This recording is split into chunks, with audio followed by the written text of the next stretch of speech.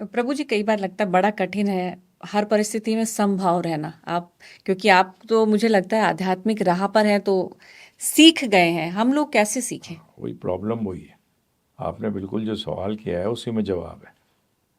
क्योंकि ज्ञान बचपन से दिया जाता है। जब हम ये जानना चाहते हैं, जब तक हम पक चुके होते हैं। जैसे बच्चे को बोलते हैं कि पानी में डाल दीजिए, फर्स्ट क्लास तैरना शुरू कर देता हो, और जितना बड़ा होता जाता है उतना उसको मुश्किल होती है। होती है। सो आज प्रॉब्लम यही है। आज फेलियर ऑफ सोसाइटी क्या है? आज फेलियर ऑफ सोसाइटी है गुरु वर्ग। और पहले गुरु होते हैं माता पिता। उनका कार्य था कि आध्यात्मिक विज्ञान वो भी दें, और गवर्नमेंट का कार्य था कि वह स्कूल्स के अंदर ये नॉलेज सिस्टमैटिक वे में दी जाए, जो कि आज ज़ीरो है, जिसके कारण ये नॉलेज ही नहीं है। अब वो जब आता है, जब ये आप एक चीज़ देखिएगा कि जैसे हम ही अपने जीवन में, मैंने जब ये लिया तो मैं 26 ईयर्स का था, 26 साल का। आज मैं 70 रनिंग हूँ, 69 कंप्लीट कर चुका हूँ, 70 रनिंग हूँ, 26 साल। और मैंने ज़्यादातर देखा है कि अगर हमारे टाइम में तो ठीक है, 43 साल हो गए, 25-26 साल तक भी हम लोग चेंज हो जाते थे, 30 साल तक भी। तो आज मैं देख रहा हूँ कि ये एज चेंज ना होने की कम होती चली जा रही है। हम इतने फिक्स्ड हो जा रहे हैं, टाइम ही नहीं है। टाइम ही नहीं है। आज किसी से बात करो कि भैया ये कोर्स सुन लो, बोलते टाइम ही नहीं है। मुश्किल नहीं है, परंतु जितना एक अंग्रेजी में बड़ी अच्छी चीज़ कही है, हैबिट्स डाई हार्ड। क्योंकि हैबिट में ना एच हटा दो तो अ बिट रह जाती है, ए हटा दो तो बिट रह जाती है, और बी हटा दो तो इट रह जाती है। तो ये हमारे बचपन से, ये पहली गड़बड़ किसकी? Mother father. मैं बड़ा ब्लंट आदमी हूँ, मुझे AK-47 कहते हैं प्रचार के सर्कल में। लोग मुझसे कहते हैं कि 3 चीज़ें पता लगती हैं आपसे। एक तो हरियाणवी हो तो ठोक के बोलते हो, दूसरा फौजी के लड़के हो तो फिर गड़बड़ नहीं करते, तीसरे ब्राह्मण हो तो सत्य बोलना चाहिए ब्राह्मण को। टीचर को स्टूडेंट्स के सामने क्या बोलना चाहिए? सत्य। झूठ नहीं बोलना चाहिए कभी भी। तो इसीलिए जो आपने प्रश्न किया, परंतु मुश्किल भी हो, करना तो चाहिए ना। मुश्किल तो इसलिए कि एज ज़्यादा हो गई, जंजाल में फंसे हुए हैं। आज तो जंजाल में पूरे फंसा रहे हैं। आज अब आपके एक बहुत बड़े बिजनेसमैन क्या कहते हैं कि 9 to 9 रोज काम करना चाहिए। तो फिर फैमिली क्या है? फिर शादी क्यों करनी चाहिए? बिल्कुल बोगस व्यक्ति है। इस पर तो बहुत बहस भी छिड़ी थी। हाँ, बिल्कुल बोगस है एकदम। अरे हम आत्मा है, शरीर नहीं है। प्रोग्रेस, शरीर की प्रोग्रेस तो शमशान पे खत्म हो जाती है। प्रोग्रेस तो आत्मा की होती है, अर्थात मेरी होती है। अरे कार, बस की प्रोग्रेस क्या होती है? अरे बस का काम है हमें अपने लक्ष्य तक पहुंचाना, डेस्टिनेशन जो है खत्म, हम उसके बाद चलते रहते हैं जहां जाना है। कभी लोग सोचते ही नहीं है कि हम इतनी मेहनत जो कर रहे हैं किस लिए कर रहे हैं, क्या क्या लेने के लिए कर रहे हैं। यह आध्यात्मिक विज्ञान की पहली सीढ़ी है, पहला। और आप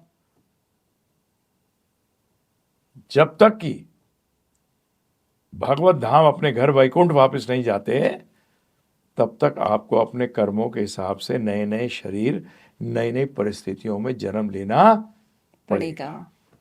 आज मैं लोगों से कहता हूं, मैंने आज तुम स्ट्रगल कर रहे हो, अगर तुम्हें पता लग जाए कि पिछले जन्म के तुम JRD टाटा थे, तो तुम तो सुसाइड कमिट कर लोगे। बोले आज उसी कंपनी में मैं PN का काम कर रहा हूं, जिसको कि मैंने स्टैब्लिश किया। जब भागवतम एक श्रीमद् भागवतम करके एक शास्त्र है, उसमें बड़ा क्लियर है। तो प्रहलाद महाराज कह रहे हैं कि बोलते हैं जो हम कर रहे हैं ये हम अनंत जन्मों में कर चुके हैं, फिर भी वही। जिस गन्ने में उन्होंने तो उदाहरण दिया, गन्ने में से रस निकल चुका है, फिर भी उसमें से रस निकालने की कोशिश कर रहा है। विचार नहीं करते, रुकते नहीं हैं। उसे कहते हैं कॉर्पोरेट्स में, कहते हैं अरे sir we are in a rat race. मैंने कहा भाई अब तुम अपने आप को चूहे की दौड़ में एक चूहा बना लिया है, मनुष्य बनो। शरीर का निर्वाह करना पड़ेगा, छोड़ने से काम नहीं चलेगा। मैं थोड़ी कह रहा हूं आपसे। अर्जुन भगवत गीता के बाद क्या छोड़ के जंगल चला गया था? उसने क्या चेंज करी? सिर्फ दृष्टि चेंज करी। लड़ने का जो पूरा एटीट्यूड था वो बदला। उसने और क्या चेंज किया? युद्ध तो हुआ, सृष्टि का मतलब युद्ध तो हुआ, और अब युद्ध करना कैसे है, किस भावना से कर रहे? इंटेंशन एक बहुत बड़ी चीज है। कोर्ट के अंदर भी अगर व्यक्ति मर्डर करता है तो उसको देखा जाता है इंटेंशन क्या है।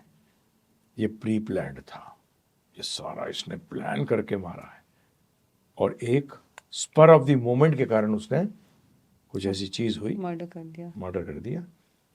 दोनों की सजाएं अलग हैं। तो इसी तरीके से आप किस इंटेंशन से कर्म कर रहे हो, किस इंटेंशन से आप जी रहे हो, ये एक बहुत बहुत बड़ा मैटर है। तो इंटेंशन चेंज करनी है, वही उसको ही कहते हैं दृष्टि बदलो, सोच बदलो। दृष्टि का मतलब सोच बदलिए। परंतु प्रॉब्लम आएगी, जैसे आप कह रही हैं, इजी नहीं है, परंतु स्ट्रगल करना पड़ेगा, क्योंकि मनुष्य जीवन मिला इसलिए। खाना, सोना, बच्चे पैदा करना और बचाव करना, ये तो जानवर भी कर रहा है। हम कहाँ से ग्रेट हो गए बताइए आप मुझे? डाइनिंग टेबल बैठ के खाते हैं इसलिए हम श्रेष्ठ हो गए? हाँ जी, बिस्तर पे सोते हैं इसलिए श्रेष्ठ हो गए? जब भी शास्त्र कहते हैं आहार निद्रा भय मैथुनम च सामान्यम एतद पशुभिर नराणाम। पशु और नरों में कॉमन क्या है? ये चार चीजें, eating, mating, sleeping and defending. तो जानवर भी कर रहा है, इसमें ग्रेटनेस कहां से आ गई? तभी कहा धर्महीना थे पशु भी समाना। जो धर्म से हीन है, मंदिर जाना, सिर्फ मंदिर जाना आपको धार्मिक नहीं बनाता। रावण बहुत ज्ञानी था, शिव जी का बड़ा जबरदस्त उपासक था, फिर भी राक्षस था, असुर था। तो धर्म का मतलब पूजा पाठ एक पार्ट है सिर्फ, परंतु उस पूजा पाठ से आप मांग क्या रहे हैं, दैट इज वेरी इंपॉर्टेंट। कि आप मांग क्या रहे हैं, आपका इंटेंशन क्या है। आज रावण तो इतना ज्ञानी था, शिव जी का जबरदस्त उपासक था, फिर भी असुर था, क्योंकि इंटेंशन गड़बड़ थी। इंटेंशन गड़बड़ थी, सोच गड़बड़ थी। तो इसलिए मंदिर जाने से आप सोचो कि आप धार्मिक हो जाते हो, ये गलती। क्योंकि आपने अगर यही चार चीजें मांगी हैं, आहार निद्रा भय मैथुनम, इन्हीं चार चीजों में अगर मांगने गए हो तो फिर तो असुर हो, फिर तो असुर हैं। और मेरे ख्याल से बहुत ज्यादा संख्या इन्हीं लोगों की है जो ये भौतिक सुख ही मांग रहे हैं। भौतिक में सुख है ही नहीं, क्योंकि भगवान ने गीता में कहा है दुखाल्यम, इसको दुखों का घर कहा है। तो सुख कहाँ है? और देखिए मजे की बात ये देखिए, मैं कई बार लोगों से बात करता हूँ तो ऐसे पूछा मैंने क्या करते हैं, वो बिजनेस करते हैं। अच्छा 1000 किलो लौकी देना, तो लौकी का बिजनेस थोड़ी करता हूँ, लोहे का बिजनेस करता हूँ। तो इसी तरीके से भगवान आते क्यों हैं? भगवान तो गीता में कहते हैं धर्म स्थापनार्थाय संभवामि युगे युगे। मैं तो धर्म की स्थापना के लिए आता हूं। तो धर्म क्या है पता ही नहीं लोगों को, 99% को नहीं पता ये वर्ड धर्म का अर्थ क्या है। आप समझाएं प्रभु जी, धर्म सिंपल क्या है है? एकदम, आप ही उत्तर दे देंगे, 2 मिनट में हो जाएगा। देखिए, चीनी का धर्म क्या है? मिठास देना। देखो, हो गया धर्म का क्लियर। आग का धर्म क्या है? गर्मी। गर्मी पैदा करना। ठीक है ना जी। तो अर्थात धर्म का अर्थ क्या हुआ?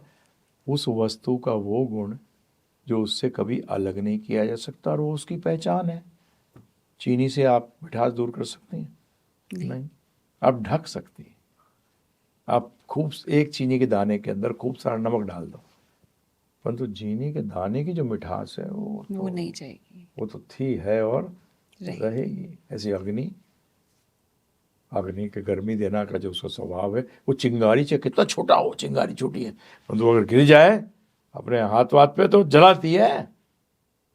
चाहे वो बड़ी हो या छोटी हो, अपना कार्य करती है।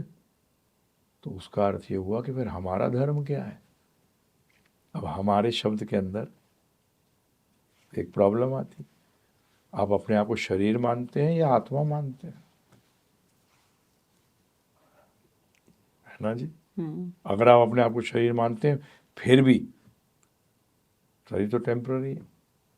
आज आप स्त्री योनि में, कल आप पुरुष योनि में हो सकते हैं। आज मैं पुरुष योनि में हूँ, कल स्त्री योनि में हो सकता हूँ। तो परंतु एक चीज है जो कभी चेंज नहीं होता, वो है सेवा। हर व्यक्ति सेवा कर रहा है। बिजनेसमैन कस्टमर की, जो कस्टमर चाहता है वही तो देता है वो, है जी। नेता की तो बात ही मत करो, तो वो हाथ को जोड़ के घूमते ही है कि भाई ये हमें क्या करो, सेवा का मौका दो। दीजिए। जो नौकरी कर रहा है वो तो सेवा कर रहा है। हर व्यक्ति सेवा कर रहा है, परंतु शरीर बदल रहा है। इसलिए आप जिसकी सेवा कर रहे हैं वो भी बदल रहा है। परंतु मैं तो आत्मा हूँ और आत्मा तो सनातन है। सनातन का मतलब जो कभी बदलती नहीं है। तो उसका मतलब मेरी कोई सेवा होनी चाहिए जो कभी बदले नहीं। ना। तो यहाँ आगे चलने से पहले बता दूं आपको, सेवा का अर्थ क्या होता है? आज्ञा का पालन। आज्ञा का पालन। जो आप चाहें वो मैं करूं। तो आत्मा की सनातन सेवा क्या है भाई? ये तो टेम्पररी सेवा है। माता पिता की शरीर त्याग देंगे, सेवा बंद। सेवा करना भी चाहो तो नहीं कर पाएंगे, नहीं कर पाओगे। तो फिर आत्मा जो है वो तो सनातन है। तो इसकी सनातन सेवा जो है वो उसी की होगी जो कि थे, हैं और रहेंगे और जिनकी आज्ञा बदलेगी नहीं। आज्ञा टाइम, प्लेस और सर्कमस्टांसेस के अनुसार नहीं बदलनी चाहिए। वो है भगवान श्री कृष्ण, राम जी, थे, हैं और रहेंगे। इसी को कहते हैं सनातन धर्म।